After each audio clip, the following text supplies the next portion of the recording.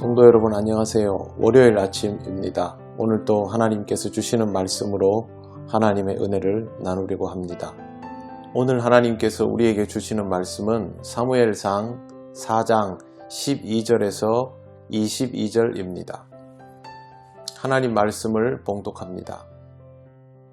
당일에 어떤 베냐민 사람이 진영에서 달려나와 자기의 옷을 찢고 자기의 머리에 티끌을 덮어쓰고 실로에 이르니라.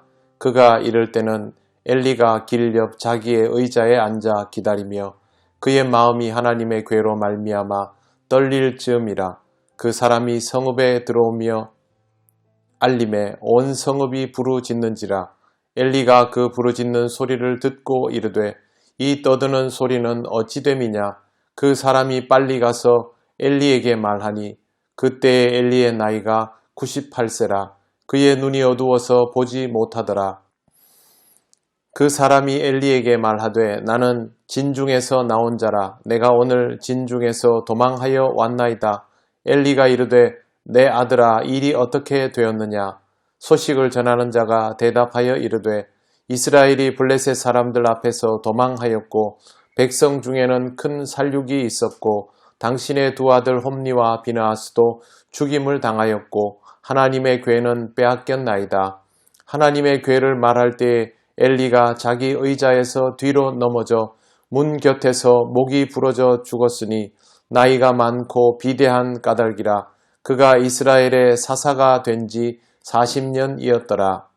그의 며느리인 비느하스의 아내가 임신하여 해산 때가 가까웠더니 하나님의 궤를 빼앗긴 것과 그의 시아버지와 남편이 죽은 소식을 듣고 갑자기 아파서 몸을 굽으려 해산하고 죽어갈 때에 곁에 서 있던 여인들이 그에게 이르되 두려워하지 말라. 내가 아들을 낳았다 하되 그가 대답하지도 아니하며 관념하지도 아니하고 이르기를 영광이 이스라엘에서 떠났다 하고 아이 이름을 이가봇이라 하였으니 하나님의 궤가 빼앗겼고 그의 시아버지와 남편이 죽었기 때문이며 또 이르기를 하나님의 궤를 빼앗겼으므로 영광이 이스라엘에서 떠났다 하였더라. 아멘. 오늘 성경 말씀에는 이스라엘 백성들이 하는 행위 하나가 나옵니다. 옷을 찢고 자기의 머리에 티끌을 덮어쓰고 라는 표현입니다. 이스라엘 사람들이 옷을 찢고 머리에 티끌을 덮어쓰는 이유는 매우 심각한 상황으로 인하여 비통하다라는 것을 표현할 때 그렇게 합니다. 그렇게 할 수밖에 없는 것이 지금 이스라엘은 그들의 신앙적 통로를 잃어버린 상태입니다. 전쟁에서 졌다는 사실도 충격적이지만 당장 나라를 잃은 것은 아닙니다. 하지만 하나님의 임재 상징인 언약궤를 빼앗겨버리고 제사장들까지 죽어버렸으니 이제 하나님께 나아갈 수 있는 방법이 사라진 것입니다. 전쟁도 지고 하나님께 나아갈 방법도 없다면 이스라엘은 답이 없습니다. 그러니 머리에 티끌을 덮어 쓸 수밖에 없는 것입니다. 누구보다 충격을 받은 사람은 다름 아닌 제사장의 아버지 엘리였습니다. 전쟁에서 패한 후 베냐민 사람이 도망치듯 진영을 빠져나와 실로에 이르렀을 때 엘리는 길 옆에 있는 자신의 의자에 앉아 기다리고 있었습니다. 그의 마음은 온통 떨림으로 가득했습니다.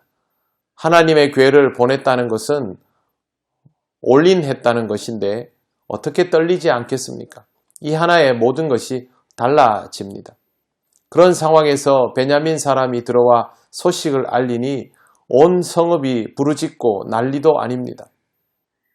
엘리가 그 부르짖는 소리를 듣고 무슨 일이냐고 묻습니다. 그때 그 사람이 엘리에게 모든 사실을 이야기합니다. 엘리는 그때 나이가 98세였습니다. 고령이라 눈이 어두웠고 당연히 누구인지도 알아보지 못했습니다. 그러자 그는 스스로를 이렇게 밝힙니다. 나는 진중에서 나온 자라. 내가 오늘 진중에서 도망하여 왔나이다. 엘리가 자초지종을 묻자 끔찍한 소식을 그는 전합니다. 이스라엘이 블레셋 사람들 앞에서 도망하였고 백성 중에는 큰 살육이 있었고 당신의 두 아들 홈니와 비느하스도 죽임을 당하였고 하나님의 궤는 빼앗겼나이다. 최악 중에 최악입니다. 이 중에 한 가지만 일어나도 감당하기 어려운데 이 모든 일들이 한꺼번에 일어났으니 누가 들어도 감당이 되지 않습니다. 아들의 안위보다 더 충격적인 소식은 하나님의 괴를 빼앗겼다는 것입니다. 그 말을 들을 때 엘리가 놀라 자기 의자에서 뒤로 넘어졌습니다. 그 일로 문 곁에서 목이 부러져 죽었다고 성경은 전합니다. 그가 죽은 이유를 성경은 이렇게 기록해 두고 있습니다. 첫째는 나이가 많고 둘째는 몸이 비대하다. 나이가 많은 것은 어쩔 수 없지만 그의 몸이 비대하다는 것은 그의 삶이 그만큼 절제되지 못했다라는 것을 의미합니다. 몸이 비대하다고 다 나쁜 것은 아니죠. 그러나 적어도 한 나라를 책임지는 제사장이었다면 이런 위기 상황에서는 근신할 만한 삶의 준비가 되어 있어야 하는 것이 맞습니다. 그럼에도 불구하고 그의 몸이 비대한 것은 게을렀다는 뜻이죠. 엘리는 이스라엘의 사사로 40년을 있었습니다. 40년이면 이스라엘에서는 가득 찬 시간입니다. 이스라엘이 그를 따라 한 시대를 따라왔다는 말입니다. 그 시절 동안 이스라엘은 혼란스러웠고 지금 처참한 끝을 경험하고 있습니다. 물론 이스라엘 백성 모두의 잘못입니다. 전쟁도 잘못했고 홈리와 비느하스도 잘못했고 그들 마음대로 언약궤를 요구하고 가지고 나간 것도 잘못입니다. 하지만 그보다 더 큰 잘못은 엘리에게 있습니다.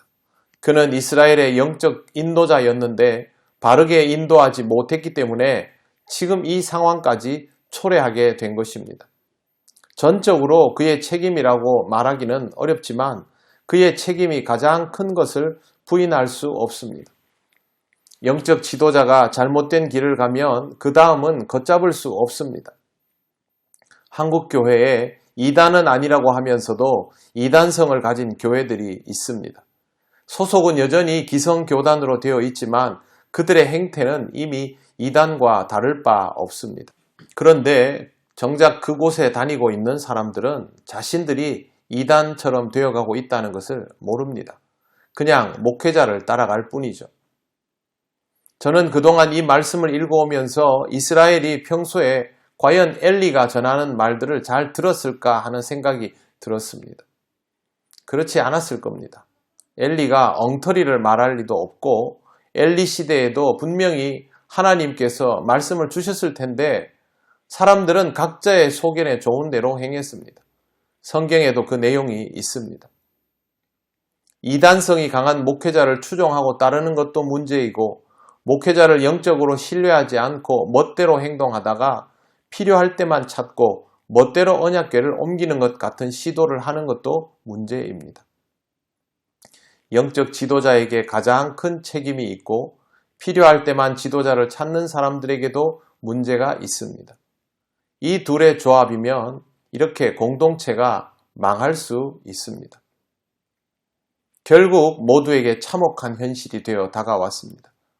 비느하스의 아내가 임신하여 출산이 가까워졌는데 언약궤를 빼앗긴 것과 시아버지와 남편이 죽은 소식을 듣고 갑자기 통증을 느끼며 해산해 버립니다.